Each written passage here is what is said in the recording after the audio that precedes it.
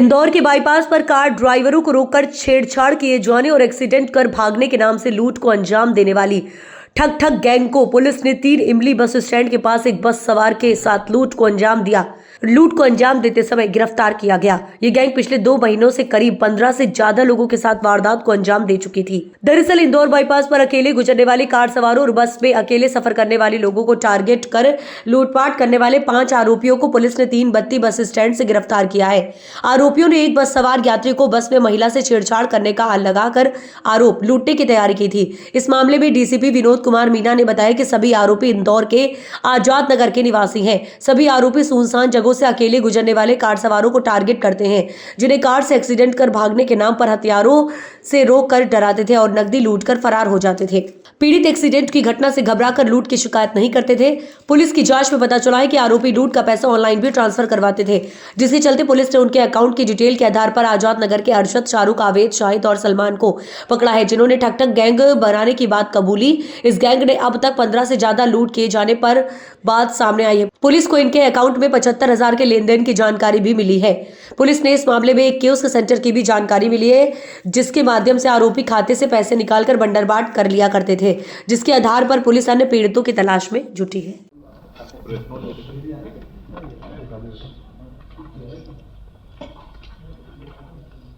चलो भैया रोल बोल देना।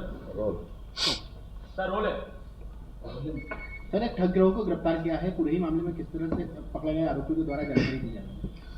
देखिए कि जैसा आप सभी को विदित है, पिछले कुछ दिनों से सोशल मीडिया के माध्यम से भी और साथ ही साथ न्यूज़पेपर में भी काफ़ी वाइडली इसको कवर किया गया था कि एक गैंग जिसको खटखट गैंग का नाम दिया गया था, जो मुख्यतः जो भी इंदौर के बाईपास के इलाके हैं, जैसे नेमावर ब्रिज हो गया, 140 स्कीम नंबर हो गया, वहाँ पे ये लोग ऑपरेट किया करते थे। जो इनकी मोडस ऑपरेंडी रहती थी वो इस प्रकार से रहती थी कि ये एक झूठा एक्सीडेंट अपना करवा लिया करते थे और जो भी गाड़ी रहती थी उसके पास जाके बोलते थे कि आपके द्वारा व्यक्ति का एक्सीडेंट किया गया है।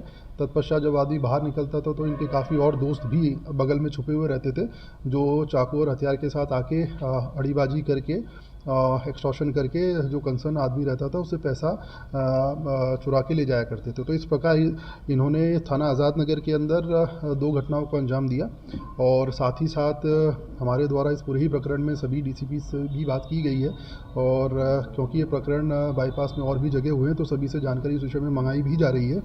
तो हमारे द्वारा इस खटखट गैंग जो काफ़ी समय से सोशल मीडिया पे भी एक्टिव थी, साथ ही साथ वाइडली न्यूज़पेपर ने भी कवर किया था, इसमें कुल हमारे द्वारा 5 लोगों को राउंड अप कर लिया गया है। 2 गैंग इसमें मुख्य तौर से, एक जो खजराना से ऑपरेट करती थी और एक 3 इमली से ऑपरेट करती थी।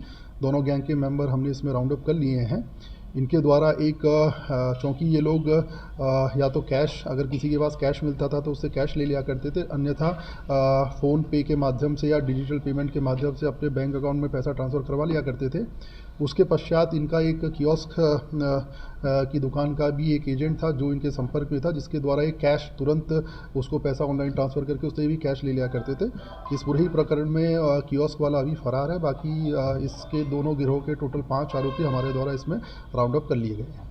सर, कुछ पकड़े गए आरोपी में वो जानकारी थी कि ये कहाँ से इस तरह का आइडिया आया था कि इस तरह से भी लूटा जा सकता है या धोखाधड़ी की जा सकती है। देखिए, अभी जैसे कि हमने आपको बताया कि इस पूरे ही विषय के अंदर अभी हमने उनको राउंड अप कर लिया है। अभी हमारे द्वारा माननीय न्यायालय से उनका पीआर लिया जाएगा।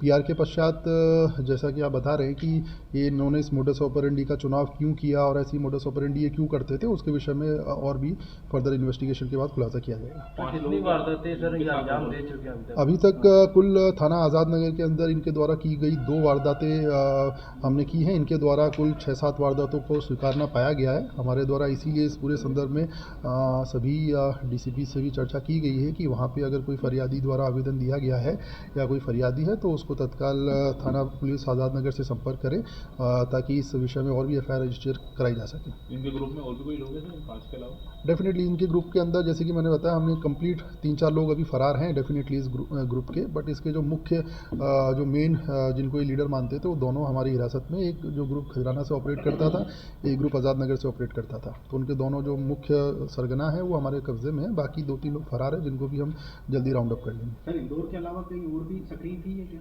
देखिए, जैसा कि आप सही इस विषय में, जैसे कि बताया मैंने कि हमारे द्वारा इनका भी PR लिया जाएगा। तो काफ़ी प्रश्न हैं हमारे, जैसे कि